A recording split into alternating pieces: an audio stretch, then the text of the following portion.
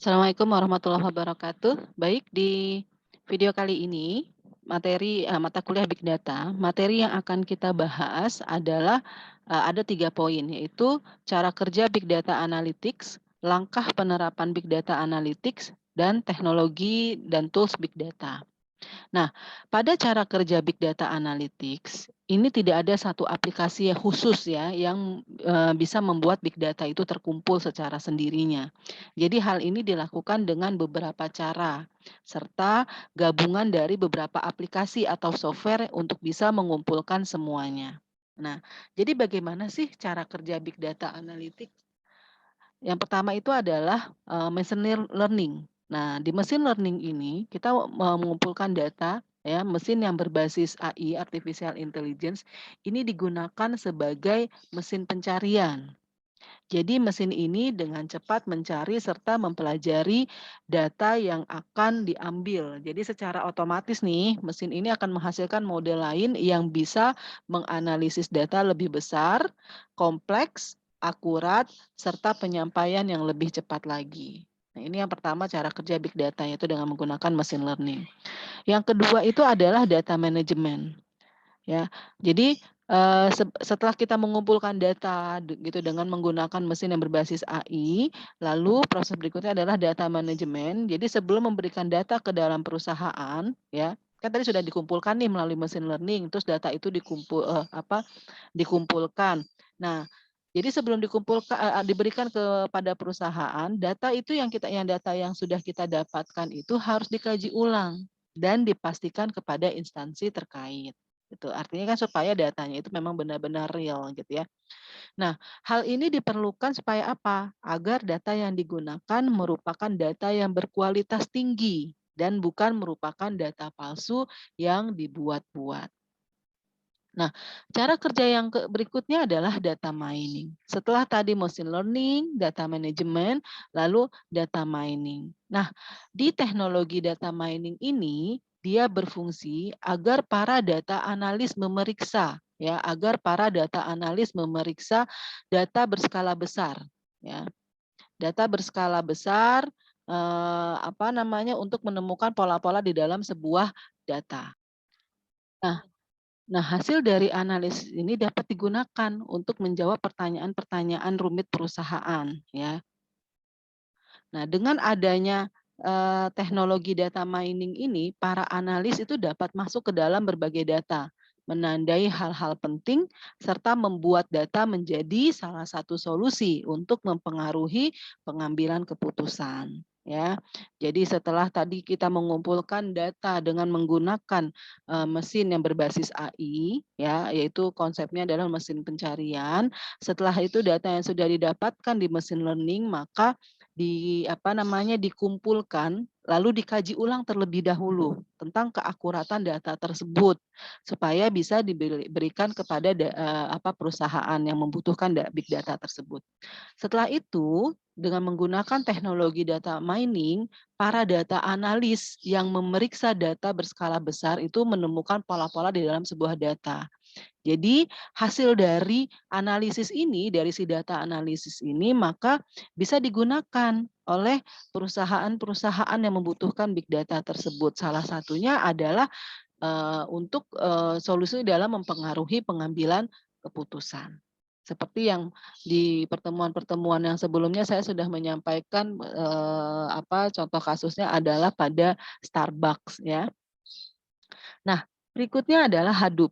Jadi Hadoop ini merupakan, nama salah satu teknologi yang digunakan untuk menyimpan data dalam jumlah yang sangat besar.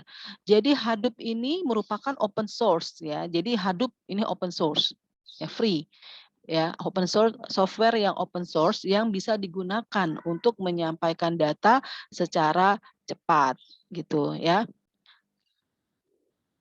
Oke, berikutnya adalah in memory analytics. Ya. Jadi dengan menganalisis data ya menggunakan teknologi memori dalam sistem ya, para data analis ini bisa mendapatkan insight sebuah data secara cepat. Nah, tentunya teknologi ini dapat menganalisis secara cepat dengan membuat algoritma baru. Ya, ini yang akan menciptakan model baru serta menghapus analisa yang dianggap keliru. Jadi di teknologi ini diklaim bukan hanya dapat mempengaruhi pengambilan keputusan sebuah perusahaan, tapi juga bisa menciptakan berbagai skenario sebagai bahan pembelajaran. Gitu ya kan tadi bahwa di data mining ini setelah data dikumpulkan lalu ditemukan pola-pola dalam sebuah data, para analis ya atau para data analis ini, bisa menandai hal-hal penting gitu ya untuk menjadi solusi dalam mengambil keputusan. Nah tadi, dijelaskan lagi di dalam memory analytics, ini tidak hanya untuk mempengaruhi pengambilan keputusan saja ya, tapi dapat juga menciptakan berbagai skenario sebagai bahan pembelajaran. Yang artinya seluruh data yang sudah dikumpulkan gitu ya, yang sudah dikumpulkan dan, disimpan dalam memori analytics ini sebagian data ini bisa bisa dijadikan, untuk kebutuhan yang lain ya, tentunya dengan skenario, yang lain juga yang sebagai bahan pembelajaran. Selanjutnya adalah predictive analytics. Nah, di teknologi, predictive analytics ini, prediksi ini menggunakan data, algoritma statistik, teknik machine learning, serta untuk mengidentifikasi outcomes berdasarkan riwayat data yang pernah digunakan. Jadi predictive analytics ini akan menghasilkan prediksi-prediksi yang akan terjadi di masa depan, ya.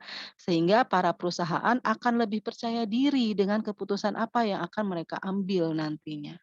Nah ini ya, jadi dari data yang sudah dikumpulkan, selain bisa mengambil keputusan, bisa membuat skenario terbaru untuk metode pembelajaran yang baru, serta bisa melakukan prediksi. Nah ini tentunya sangat dibutuhkan sekali oleh banyak perusahaan, ya. Kita ambil contoh misalnya perusahaan marketplace, ya dia bisa memprediksi nih, kira-kira dari, kumpulan data yang sudah didapatkan dari animo para customer misalnya, eee, akan mendapatkan goals gitu, dalam, berapa bulan ke depan, misalnya goals, keuntungan 1 miliar dan lain sebagainya. Nah tentu ini dengan menggunakan predictive analytics. Nah, berikutnya adalah text mining. Ya, jadi dengan teknologi, text mining ini, data analisis dapat menganalisa dari tulisan, yang berada di web, ya, kolom komentar, buku, dan bagian web lainnya yang berbasis teks. Nah, jadi biasanya text mining ini akan dipasang, ya, jadi dalam blog, Twitter, survei, bahkan surel ya atau email untuk menemukan topik terhangat yang dapat menciptakan relasi perusahaan kepada calon pelanggannya. Nah, ini harus kalian, perhatikan juga ya karena terkadang terlupakan oleh para penggiat digital bahwa segala sesuatu yang bersifat market gitu ya, marketing itu adalah yang paling, yang paling mengena itu adalah promosinya dengan menggunakan gambar, gitu ya, dengan menggunakan gambar, gitu ya, sehingga para konsumen, atau pesan yang disampaikan di dalam gambar tersebut bisa sampai kepada konsumen. Tapi, jangan terlupakan dengan text mining, ya, artinya misalnya kita ambil contoh yang sederhana saja, iklan gitu ya, iklan gitu. Jadi jangan jangan sampai fokus hanya kepada iklannya itu dikemas dalam bentuk gambar, tapi perlu juga ini dalam bentuk tulisan. Ya, jadi ada yang bentuk gambar dalam bentuk tulisan. Nah, dalam bentuk tulisan ini, dalam bentuk teks ini akan mudah dianalisa, akan mudah dicari oleh teknologi text mining ini. Gitu ya, oleh teknologi text mining ini. Ya, jadi, mmm, selain menggunakan gambar, kita juga harus menggunakan, atau memasukkan, promosi-promosi itu atau memasukkan pesan-pesan dan lain sebagainya itu yang harus dipasang di dalam media-media sosial, misalnya blog, Twitter, survei, gitu. Nah, salah satunya adalah, eee, misalnya pada saat ada, penilaian misal kita mau mencari, mmm, apa, surat kabar terbaik gitu ya, atau koran harian, digital terbaik. Nah, yang dicari itu adalah yang berbasis teks, ya. Jadi itu jangan lupa tuh, text mining itu juga sangat dibutuhkan pada saat, menganalisa big data. Nah, itu yang tadi ya. Jadi cara kerja big data itu ada 7. Yang pertama adalah machine learning. Machine learning ini adalah mengumpulkan data tentunya dengan menggunakan mesin yang berbasis AI sebagai mesin pencarian. Setelah itu dari pengumpulan data itu dilanjutkan lagi dengan menggunakan data management, yaitu pengumpulan data yang dari machine learning ini harus dikaji ulang, ya, di-manage dulu. Mana yang merupakan data yang berkualitas tinggi ya, jadi dan mana yang, data yang palsu atau yang dibuat-buat gitu. Jadi ini ada pemfilteran, ada penyaringan di poin data manajemen tersebut ya. Tentunya kan kalau dari machine learning semua data kita angkut gitu ya, semua data diambil gitu. Nah, setelah diambil semua di data manajemen ini adalah bagian penyaringannya ya, diteliti, dikaji ulang mana yang datanya berkualitas tinggi, mana yang tidak. Selanjutnya setelah sudah disaring, artinya sudah dikumpulkan mana yang akurat, mana yang tidak, lalu selanjutnya adalah diproses lagi dengan menggunakan teknologi data mining, yaitu para data analis memeriksa data yang berskala besar untuk menemukan pola-polanya. Jadi dari data yang akurat itu, diperiksa lagi dengan menemukan pola-pola di dalam sebuah data, ya. Tentunya ini adalah untuk menjawab pertanyaan-pertanyaan rumit dari perusahaan serta untuk membantu pada saat mengambil sebuah keputusan. Nah, setelah itu dilanjutkan dengan menggunakan teknologi Hadoop. Apakah hanya Hadoop saja? Tidak, banyak ya. Cuma yang ini kita ambil contoh yang Hadoop aja. Nah, ini adalah teknologi untuk menyimpan data dalam jumlah yang sangat besar. Nah, setelah tadi sudah dikumpulkan datanya, sudah disaring, sudah ditemukan metode algoritmanya, lalu disimpan ya data dalam jumlah sangat besar tentunya dengan menggunakan teknologi Hadoop. Ya, ini adalah merupakan open source. Setelah itu in memory analytics ya. Jadi ini adalah menganalisa dan menggunakan teknologi memori dalam sistem, ya. Nah, teknologi ini, bisa membuat algoritma baru serta menciptakan model baru, serta menghapus analisa yang dianggap keliru. Lalu predictive analytics dari data-data yang sudah didapatkan, yang sudah disaring dengan menggunakan teknologi Hadoop dengan algoritma yang lain, maka, ini hasilnya tersebut adalah kita bisa melakukan prediksi. Prediksi apa sih yang akan terjadi di masa yang akan datang. Berikutnya adalah text mining. Nah, tentunya kita juga menganalisa tulisan-tulisan yang berada di web, baik itu kolom komentar, buku, bagian web lainnya yang berbasis teks ya.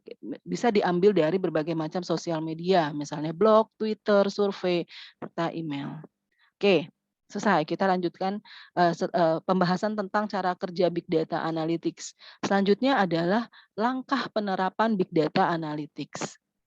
Yang pertama itu adalah data mining ya. Jadi ada 2 hal yang difokuskan ya dalam big data analytics, yaitu data mining dan data extraction.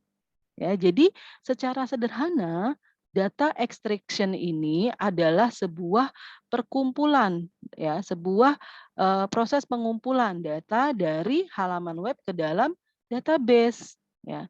Jadi sementara itu data mining adalah sebuah proses identifikasi dari insight yang berharga dari database ya. Tentunya kalau membahas tentang big data kita tidak bisa terlepas dari data mining gitu. Berikutnya adalah data collection ya. Data collection, jadi yang perlu kalian ingat itu adalah big data itu tidak memiliki tombol N ya. Big data tidak memiliki tombol N sehingga data yang masuk ke dalam database ini akan terus bertambah seiring dengan pertumbuhan dunia gitu ya. Nah, jadi tidak hanya bertambah karena adanya data baru, data extraction ini harus terus dilakukan untuk mengumpulkan perubahan data yang terjadi dari tiap orang. Nah, data extraction ini akan memberikan info sedetail-detailnya dari setiap orang dan menciptakan berbagai macam skenario. Ya. Selanjutnya, selanjutnya adalah data storing. Nah, data storing ini adalah menyimpan sebuah data Apalagi data yang besar tentu tidak bisa sembarangan. Jadi storage ini untuk penyimpanan data yang baik menyediakan infrastruktur yang memiliki mesin analisis data terbaru. Jadi nggak hanya itu, storage yang baik juga serta ruang penyimpanan dengan ukuran besar. Nah, di sini ada tadi yang sudah kita bahas ya, ada beberapa software yang digunakan untuk menyimpan data berskala besar. Contohnya tadi Hadoop, terus Cloudera, lalu Talent gitu ya. Cuma mungkin nanti kita akan fokus di Hadoop saja ya. Oke, berikutnya adalah data cleaning. Nah, data yang didapat dari proses big data analytics ini didapatkan secara keseluruhan melalui internet ya. Tentunya kalau kita membahas tentang big data, dia adalah cloud computing. Nah, cloud computing itu data yang berbasis cloud itu tentunya membutuhkan atau apa namanya untuk mendapatkan datanya itu tentunya dengan membutuhkan internet. Nah, dari 100% data yang sudah didapatkan, kemungkinan ada 30% sampai 40% data yang tidak akurat dan tidak dibutuhkan oleh perusahaan, ya. Jadi, memang kita bisa mendapatkan info apapun juga, ya, kita bisa mendapatkan informasi apapun juga, apa, baik itu infonya akurat ataupun tidak. Nah, makanya di sini adalah fungsi dari big data ini bisa, menyaring ya, menyaring data-data yang tidak akurat. Nah, maka dari itu dibutuhkanlah data cleaning ya, supaya kita bisa mendapatkan data yang akurat. Nah, di sini dia adalah fungsinya dari data cleaning ini adalah pembersihan data, ya, untuk menyaring data mana yang dibutuhkan, mana yang tidak. Jadi melalui langkah ini data analisis akan langsung mendapatkan data yang sesuai dengan kemauan perusahaan, karena sudah tersortir nih secara otomatis. Ya, jadi dari hal ini data analis itu tidak perlu repot-repot menganalisa dan mengira-ngira lagi data mana yang harus dipakai, mana yang tidak. Nah, ini adalah fungsi dari data cleaning, gitu ya. Selanjutnya data analisis. Ya, selanjutnya data analisis. Nah, bagian terbesar dari big data analytics ini tentu saja analisis data. Jadi ketika menganalisis data, data analisis ini akan masuk ke dalam pola sampai kebiasaan para audiens dan mencari mana yang paling dibutuhkan oleh klien. Nah, analisis ini merupakan proses mempertanyakan pertanyaan yang spesifik dan mencari jawaban yang benar. Ya, jadi di sini aplikasi Kubol dan StateWing ini diklaim menjadi alat analisis yang sangat powerful untuk proses ini. Ya, jadi data analisis ini peranannya adalah untuk menganalisis data, ya, yang akan masuk ke dalam pola sampai kebiasaan para audiens ini mencari mana yang paling dibutuhkan oleh klien. Berikutnya adalah data consumption.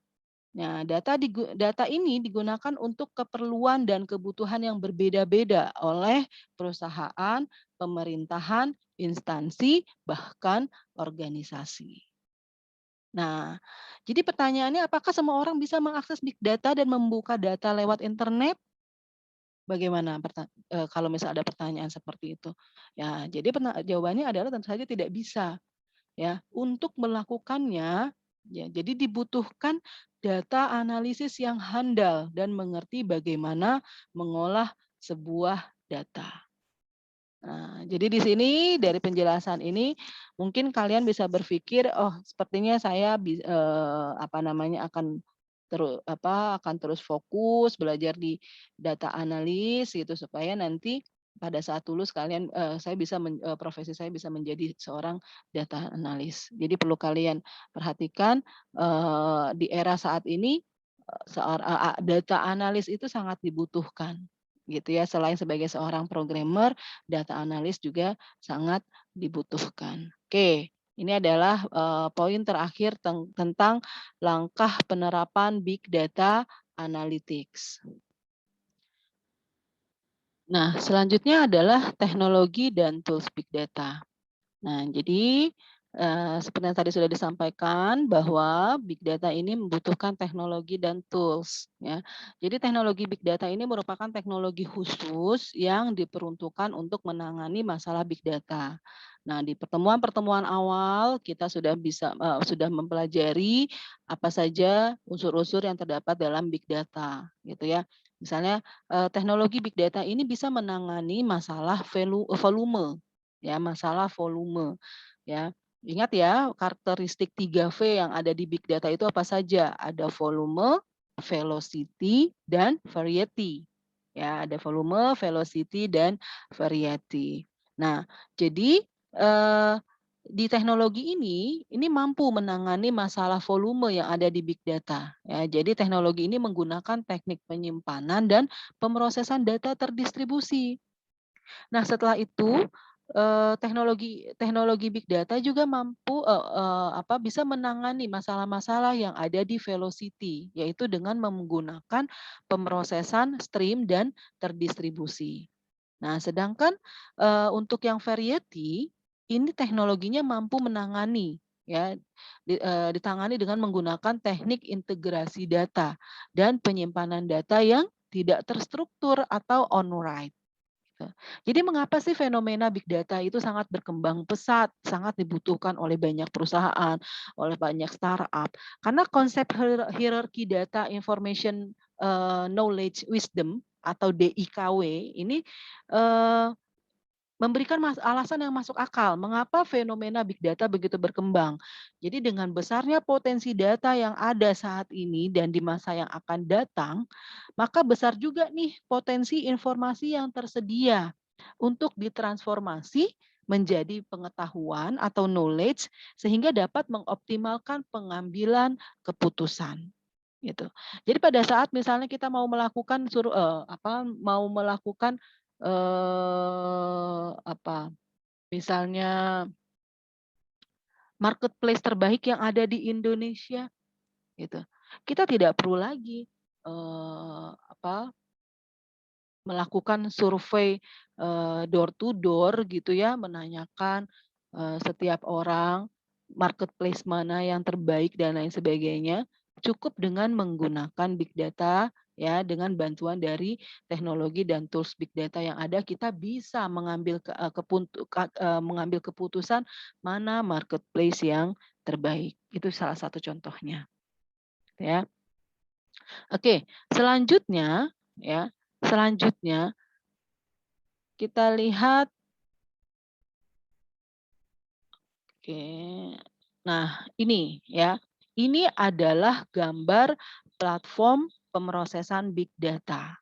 Ya, gambar platform pemrosesan big data, ya.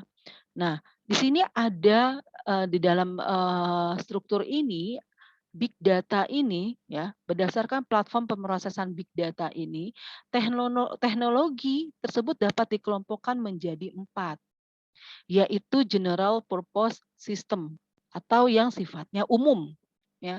Sistem yang sifatnya umum. Contohnya apa? Hadoop gitu ya, teknologinya Hadoop, Spark, Flink dan Tez. Nah, berikutnya ya, pengelompokan yang berikutnya adalah pemrosesan big data dengan menggunakan pemrosesan query atau big SQL. Contohnya adalah Hy-Vee, Spark SQL, Impala, Hawkey, IBM Big SQL, Presto. Nah, ini adalah cakupan yang masuk ke dalam kelompok pemrosesan query atau Big SQL. Selanjutnya adalah Big Graph, ya, pemrosesan Big Graph. Ya. Contohnya adalah Pregel, GraphLab, Graph HX dan seterusnya. GraphX ya, GraphX. Nah, yang terakhir adalah pengelompokan pemrosesan Big Stream. Ya, Big Stream contohnya ini adalah Storm, S4, Infosphere, Streams, dan Flink. Nah, ini adalah gambar platform pemrosesan Big Data. Jadi, pada saat kita memutuskan mau menggunakan teknologi apa, kita lihat dulu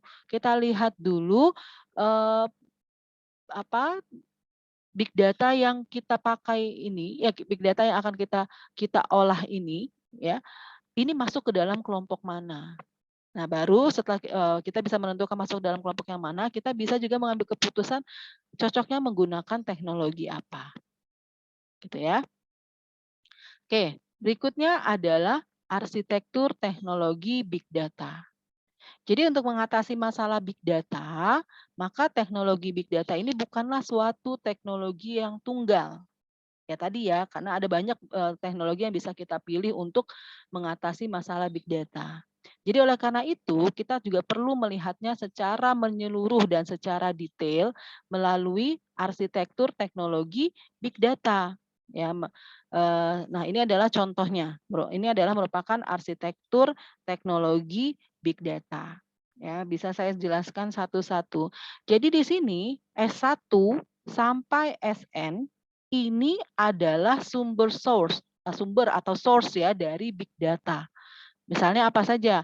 Sensor, aplikasi media sosial, misal Twitter, Facebook, Instagram, dan lain sebagainya.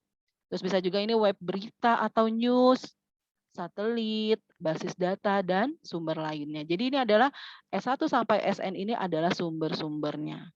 Ya, tentunya kita memerlukan teknologi untuk mengumpulkan data-data ini nih, ya, dari sumber big data ini. Nah, pengumpulan dengan menggunakan dua cara, yaitu menggunakan aplikasi yang dibuat khusus untuk memproses big data, ya, proses nih P1 sampai PN nih diproses. Ini kan sumbernya. Lalu diproses ya, diproses P1 sampai PN misalnya untuk kita tadi kan di sini ada apa namanya? Sumber yang dari media sosial, Twitter, Facebook, Instagram gitu ya, diproses untuk mengambil data Twitter misalnya. Kita dapat membuat aplikasi penangkap data Twitter gitu ya di PN ini. Ya, jadi menggunakan kalau misalnya sumbernya adalah Twitter, berarti kita menggunakan aplikasi yang bisa menangkap data Twitter. Namanya apa? Misalnya Twitter Stream Capture, gitu. Ya, jadi saya ulangi kembali. Misalnya di sini sumbernya adalah dari Twitter. Nah, lalu diproses nih. Diproses dengan menggunakan aplikasi penangkap data Twitter atau Twitter Stream Capture. Nah, setelah itu kita ada M nih ya, ada M ini adalah menggunakan aplikasi yang menjadi mediator, ya. Jadi antara ini adalah sebagai mediatornya, ya. Nah, pemrosesan P, ya, ini terdiri atas 2 jenis, yaitu tingkat aktivitas pemrosesan dalam menghasilkan output, yaitu batch processing dan online atau real time processing. Nah, sedangkan jika dilihat dari data yang diproses, ini bisa dikelompokkan menjadi 2 data juga, yaitu data in-res ya, atau pemrosesan terhadap data yang sudah tersimpan di media penyimpanan. Ya, jadi ada 2 ya tadi ya, data in-res dan data in motion. Ya, tadi data in-res itu adalah pemrosesan terhadap data yang sudah tersimpan di media penyimpanan. Ya, jadi sudah tersimpan nih di media penyimpanan datanya. Nah, yang kedua adalah data in motion atau stream processing. Jadi pemrosesan terhadap data yang belum tersimpan pada media penyimpanan. Yang satu sudah tersimpan di media penyimpanan, yang satu belum tersimpan pada media penyimpanan. Nah, pemrosesan terhadap data stream ini berasosiasi dengan online atau real time processing ya. Jadi pemrosesan terhadap data in-res ini berasosiasi dengan pemrosesan batch ya. Berikutnya untuk apa namanya? Mengembangkan aplikasi pemrosesan big data yang ada di sini nih pemrosesan ya, pemrosesan big data ini diperlukan pustaka teknologi. Nah, yang mana? Masuklah ke tahap yang L1 sampai LN ini. Gitu ya. Misalnya kalau ini P1 ini ya, ini P1 dia apa menggunakan pustaka teknologi yaitu library S1 sampai LN nih, misalnya PN nih apa namanya prosesnya sampai N ya berarti menggunakan pustaka teknologi LN. Jadi kalau misalnya P1 L1, P2 L2, P3 L3 dan seterusnya. Gitu ya. Nah, dari platform teknologi pemrosesan big data ya, komponen pemroses ya atau P ya, ini kan kalau P ini pemroses ya, atau mediator ini berkomunikasi dengan media penyimpanan ya, dengan media penyimpanan big storage. Nah, makanya kita lihat panahnya ya. panahnya, apa namanya, bolak-balik nih, ya. Jadi media penyimpanan digunakan untuk menyimpan data mentah atau raw data. Nah, ini akan mengolah atau memproses ya dengan bantuan tadi media penyimpanan yang ada di dalam big storage. Oke. Nah, setelah itu jadi dilihat ya dari setiap tahapan dari sumber ke big storage ini ada mediator atau ada apa namanya ya, ada perantaranya. Lalu dari pemrosesan ke satu, kedua, ketiga dan seterusnya menggunakan mediator. Nah, berikutnya dari big storage ke C ini juga menggunakan mediator. Nah, pada proses pengambilan data dari sumber ya. Nah, karena sumbernya banyak gitu ya dengan format yang beraneka ragam, maka teknologi yang diperlukan ini tidak hanya membaca atau mengambil atau mengcapture, namun juga bisa mengintegrasikan ya dengan menggunakan perubahan format, jenis, apalagi ya pewaktuan dan praolah lainnya. Nah, sehingga kita bisa dapat hasilkan data yang siap untuk diproses lebih lanjut agar menjadi pengetahuan atau knowledge gitu. Nah, ini adalah merupakan contoh teknologi yang berperan pada komponen arsitektur gitu ya. Jadi C ini adalah hasilnya ya, hasil pengolahan atau pemrosesan yang akan dikirim oleh konsumen.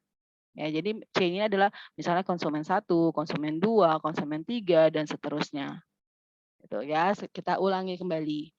Gambar arsitektur teknologi big data awalnya adalah menggunakan dari sumber. Nah, sumbernya ini banyak, yang tadi ya ada S1 sampai SN. Misalnya S1-nya ini sensor, aplikasi, media sosial gitu ya, satelit, basis data dan sumber lainnya. Nah, lalu menggunakan mediator, semua sumber datanya itu masuk ke dalam big storage atau BS. Nah, setelah itu diproses nih ya. Setelah itu diproses ya, diproses. Kalau misal pemrosesannya hanya satu, lalu berarti hanya P1 saja, tentunya dengan menggunakan mediator ya. Dari P1 lalu diolah dengan menggunakan pustaka teknologi yaitu L1. Nah, kalau misal cuma hanya P1 saja prosesnya, lalu hasilnya langsung masuk kepada konsumen 1 misalnya. Konsumen 2 misalnya P2, konsumen 2 dan seterusnya. Gitu ya. Jadi kita ulangi kembali, ini sumber, ini sumber yang didapatkan masuk ke dalam big storage, diproses tentunya dengan menggunakan pustaka data. Setelah itu hasilnya dikirim kepada konsumen. Gitu ya. Sebenarnya sih ini konsepnya sama seperti IPO, input, proses dan output. Paham ya untuk gambar arsitektur teknologi big data? Oke, selanjutnya adalah ekosistem Hadoop. Nah, jadi teknologi big data ini sangat populer saat ini, yaitu teknologi Hadoop karena ketersediaannya sebagai proyek free open source yang dikelola oleh Apache.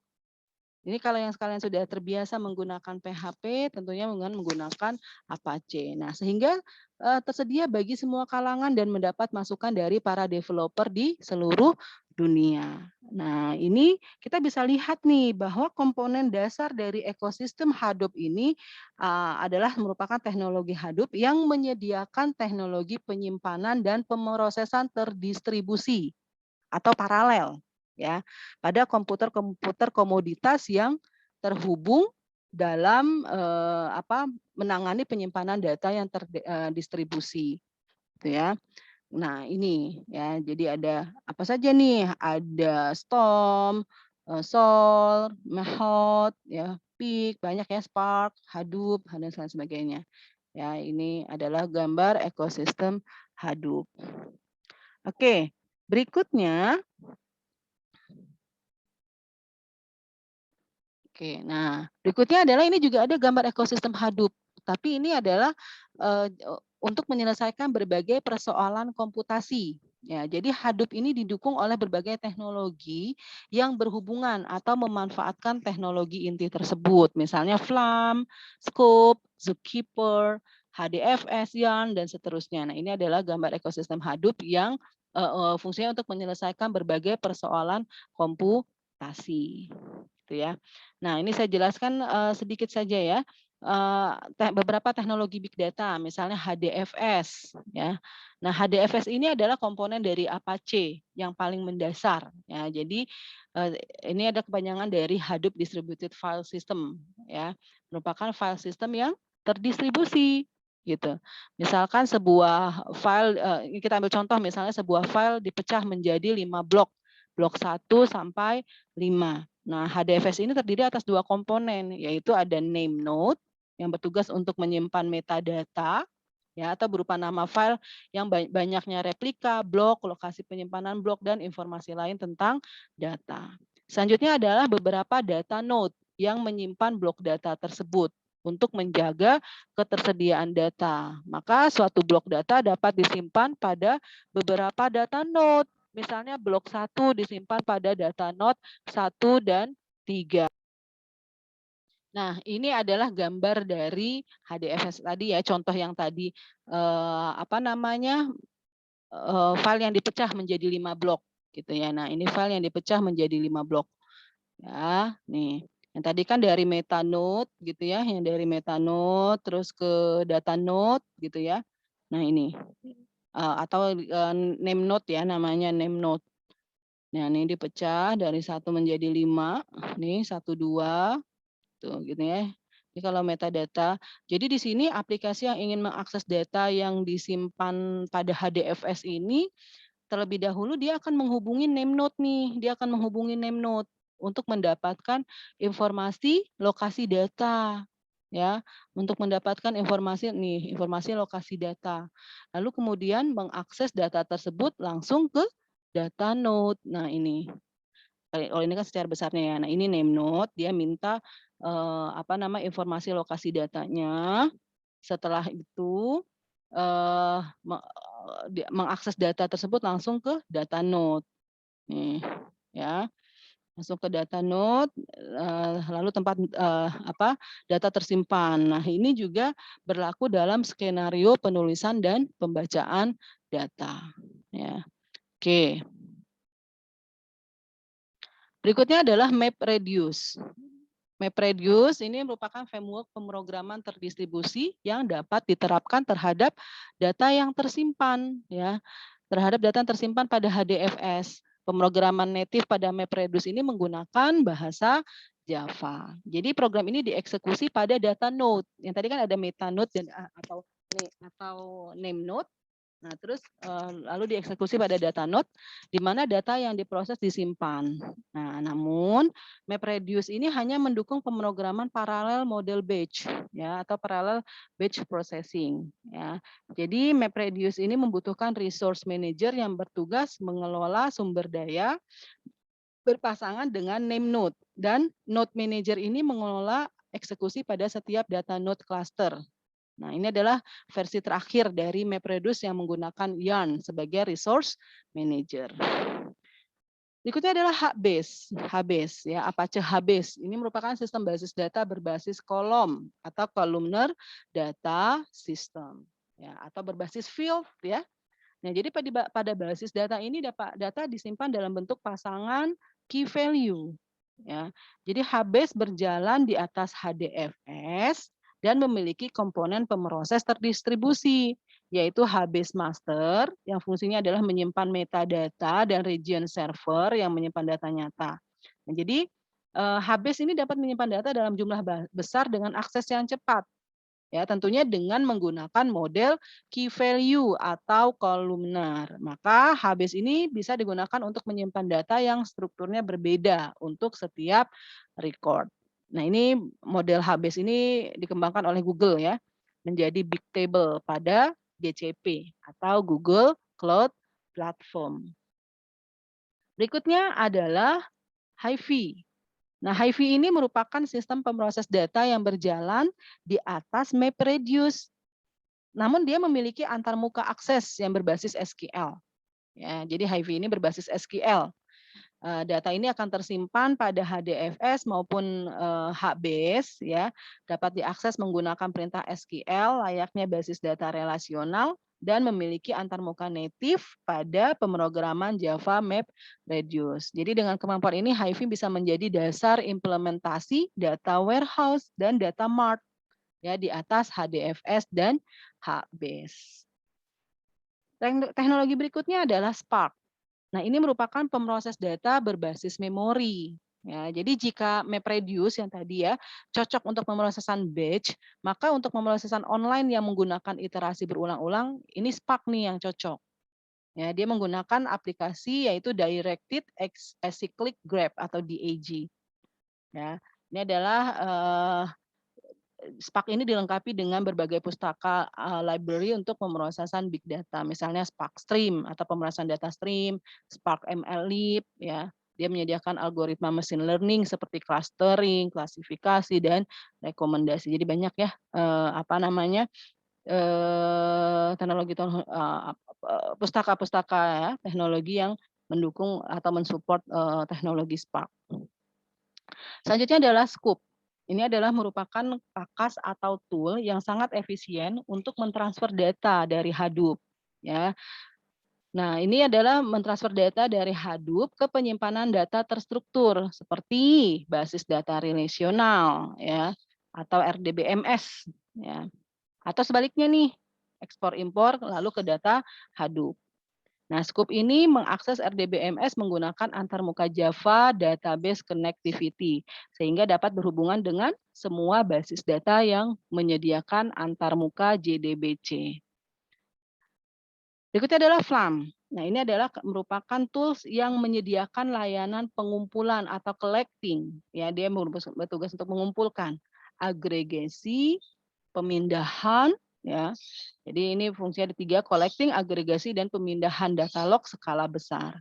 Jadi Flam ini dapat berjalan secara terdistribusi, ya, reliable dan memiliki tingkat ketersediaan available yang tinggi. Oke, jadi untuk Flam ini sebenarnya cocok untuk mengumpulkan data stream seperti Twitter, web news, sistem yang berbasis IoT gitu ya. Ini bisa menggunakan teknologi Flam. Berikutnya adalah R, Hadoop, and Spark. Nah, ini adalah merupakan bahasa pemrograman yang kaya akan fungsi dan pustaka atau library statistik. Jadi kalau R ini digunakan untuk analisis data yang berbasis statistik. Nah, R telah memiliki versi yang dapat berjalan di atas Hadoop. Dengan menggunakan R ini, maka bisa memaksimalkan ketersediaan fungsi statistik dan kemampuan pemrosesan data skala besar, baik batch processing maupun online interaktif. Nah, teknologi yang terakhir ini adalah Kafka.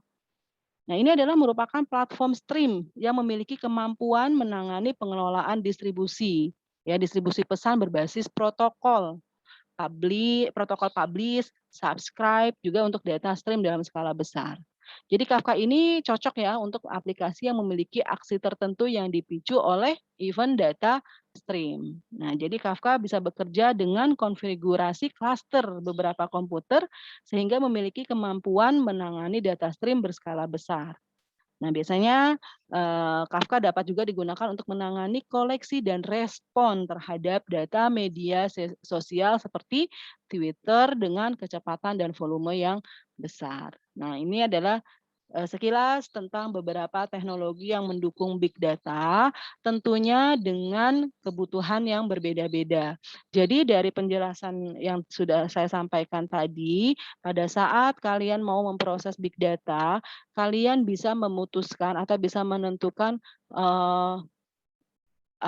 memutuskan teknologi apa yang cocok untuk memecahkan masalah yang ada di dalam big data. Jadi kalian bisa lihat tadi ya yang sudah dibahas, kita lihat dulu nih apakah big data yang dibutuhkan itu adalah konsepnya dalam berbentuk kolom. Nah, berarti kalau berbentuk kolom cocoknya menggunakan teknologi apa?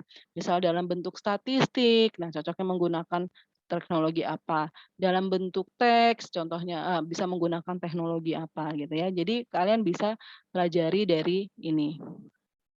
Oke, berikutnya adalah yang terakhir, ini contoh penggunaan teknologi big data, ya. Jadi misalnya ini contohnya ya, ini ada, contoh penggunaan teknologi big data untuk, misalnya mengantisipasi penyebaran berita bohong atau hoaks.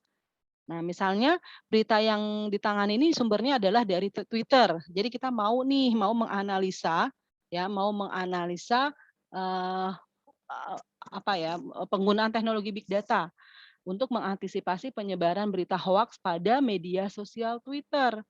Ini bisa nih kalian jadikan sebagai judul skripsi kalian. Nah, nanti tentunya dengan menggunakan algoritma yang berbeda-beda dan menggunakan teknologi apa yang cocok untuk, kasus ini, gitu ya. Nah, jadi di sini berita yang ditangani ini misalnya sumbernya adalah dari Twitter. Nah, analisis hoaks atau tidaknya itu dilakukan menggunakan algoritma machine learning, ya.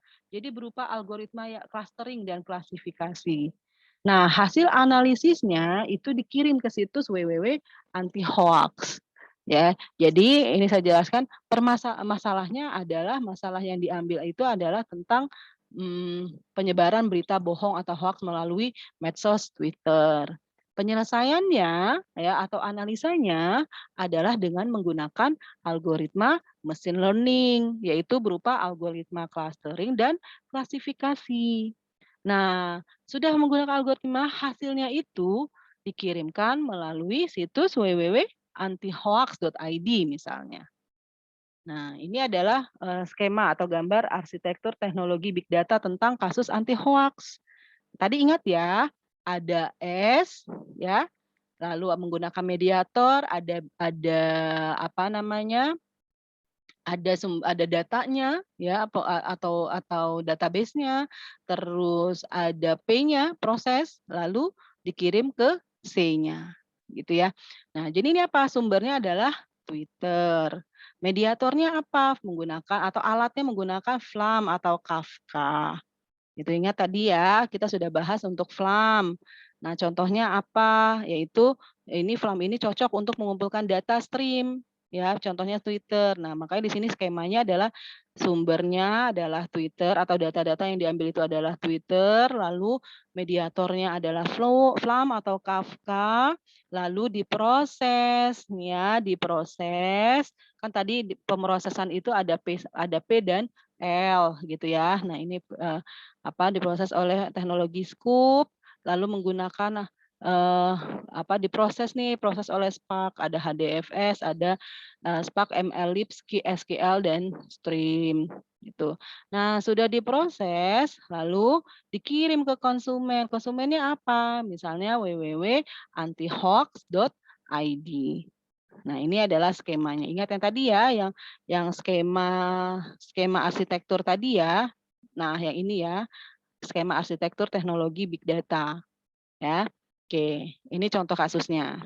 Jadi kalian bisa nih nanti misalnya kalau saya berikan tugas, buatlah arsitektur teknologi big data misalnya untuk kasus, apa namanya, untuk menganalisa, mmm, apa ya, menganalisa masyarakat di Jakarta yang terkena dampak Covid misalnya. Nah, nanti, bisa kalian buat skemanya ini. Nah, cocoknya menggunakan teknologi apa. Nah, jadi dengan menggunakan teknologi big data ini, kita balik lagi ke sini ya, maka data Twitter yang mengalir dengan sangat cepat dan menumpuk hingga berukuran sangat besar dapat ditangani. Nah, ini pemrosesan data secara real time dan sinkronisasi hasil analisisnya ini dikirim ke situs anti hoax, gitu. Oke? Baik ya, bisa dipahami ya, mungkin nanti kalian bisa cari lagi sumber-sumber yang lain, contoh-contoh yang lain yang terkait dengan teknologi big data komersial. Jadi,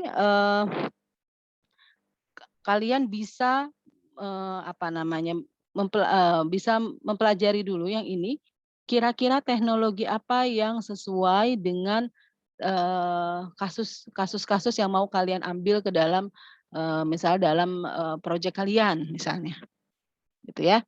Oke, baik, untuk materi hari ini yang terkait dengan, big data, dengan teknologi big data, den te dengan tentang cara kerjanya, langkah penerapan, serta teknologi-teknologi dan tools big datanya ini sudah kita bahas, semoga bermanfaat. Terima kasih atas, perhatiannya.